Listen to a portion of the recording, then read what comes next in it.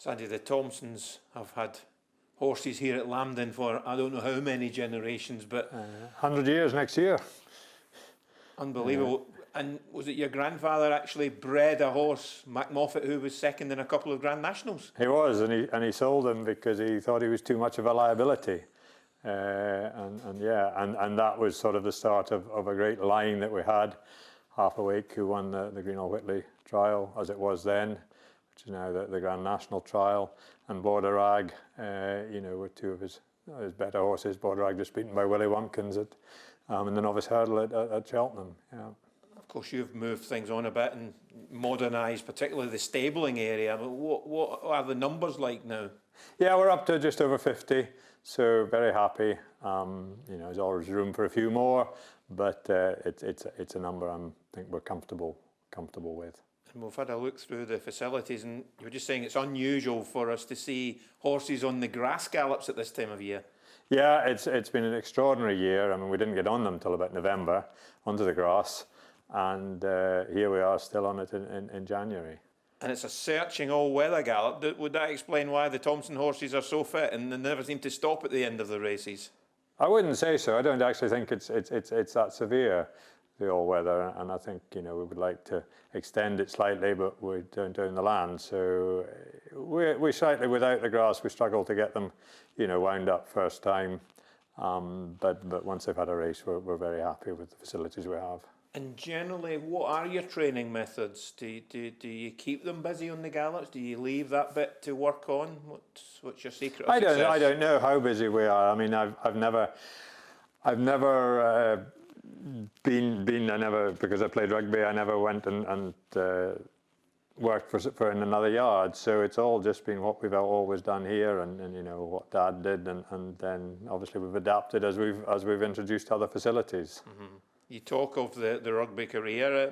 It was a good career. You played rugby at a high level. Oh, we're very lucky. We played at the right time in Scotland. We were very lucky. At the right time at Kelso.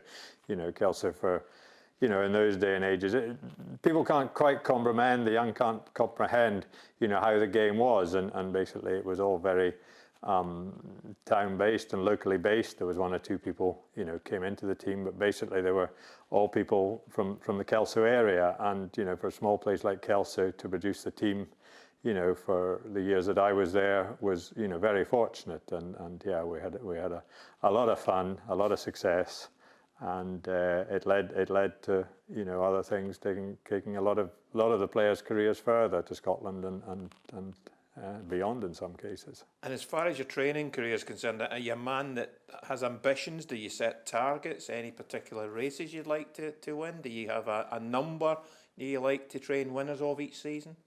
No, you can't do that, because you never quite know what the next season is going to hold. I mean, last year, everything went really well, and obviously Seeyouatmidnight and York Hill winning big races, and 29 winners. This year, we've been going really well, but we just haven't had the winners. But we've had 5 horses placed in graded races, so the prize money has been very good. But obviously the winners aren't just quite where we were last year. Mm-hmm. But we've got a lot of nice horses still to run, and God willing, we get some nice open spring. Hopefully we'll be getting near the 29 winners. Does it help that it's such a family-run operation as well? Because your stepson-in-law, Ryan Mania, stable jockey, his wife Annie rides out. Oh yeah, and listen, it's a huge thing to have them all involved. And I was speaking to Keith Reevely, and he said when James went off to France, it was never the same for him. It's great having Ryan. You get the feedback, and you sit around this kitchen table and thrash things out. And Annie, obviously, she rides Dingo Dollar every day, and it's great having her around, and the kids as well. So yeah, it's a very special having them all here. You mentioned one of the old stagers who's retired now, Seeyouatmidnight. I remember you telling me once that he was properly the horse that helped put you on the map, a right Saturday horse.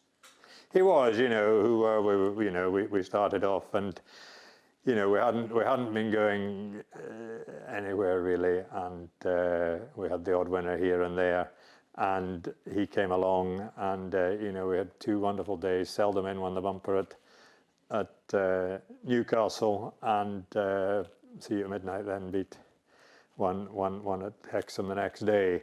And that, you know, obviously settled him in. He wasn't too bad a horse either. He wasn't the best of jumpers, but you know, to chase at Kelso was, you know, his great day. So that was sort of the start, yeah, of things really beginning to take off.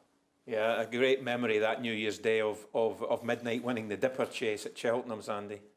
Yeah, obviously, it's always been an ambition to win a race at Cheltenham, and you know, to win such a prestigious race. You know, listen, hopefully we'll be going back, and it would be great to win a race at the festival, but that would always be a special day. And looking back on it, did I actually get the travelling quite right? And he was very unlucky that twice he had to contend with horrendous weather. We had between Cheltenham and he went to Newcastle and probably didn't run very well. And it was the same with his Grand National effort. You know, we really struggled with the beasts from the east, and the BHA weren't very accommodating, and we had to go to Newbury. So those are two regrets of his career, when, you know, if things had worked out better. You know, he obviously beat Black Lion in the Dipper, and he went on to win at Cheltenham. So yeah, if they will be two regrets, and there wasn't really much, you know, we could do about it. We were just stung by the weather. Yeah. And then he was retired. He came back, and what an emotional day it was when he won that Veterans Chase at Sandown. Oh, that was just, you know, out of this world. You know, he obviously was very fragile. Whether we would have made a better job of him if we had him now, who knows? But you know, yeah, Sandown last year was just a day that will never be forgotten. And would you have had a classier horse in the yard than York Hill, who you didn't have for very long? But again, talking of successes, excitement off the scale when he won the rehearsal chase at Newcastle. You know, he was obviously very classy, but obviously he was a big thinker about life. And yeah, he won the rehearsal, and that was another brilliant day. Whether he would have produced it again, we didn't get the chance to find out. But he wasn't getting any easier to train, should I say? We took him away one day, and he went up this hill twice, and he wasn't for going back down a third time. You know, so it was yeah, he had his own ideas, but just very fortunate to, you know, be able to train a horse, and can't thank Dave enough for that, and Lee. Looking round at the horses you've got now, would you have anything that you sort of thinking this could be one that could go right to the top amongst the current crop?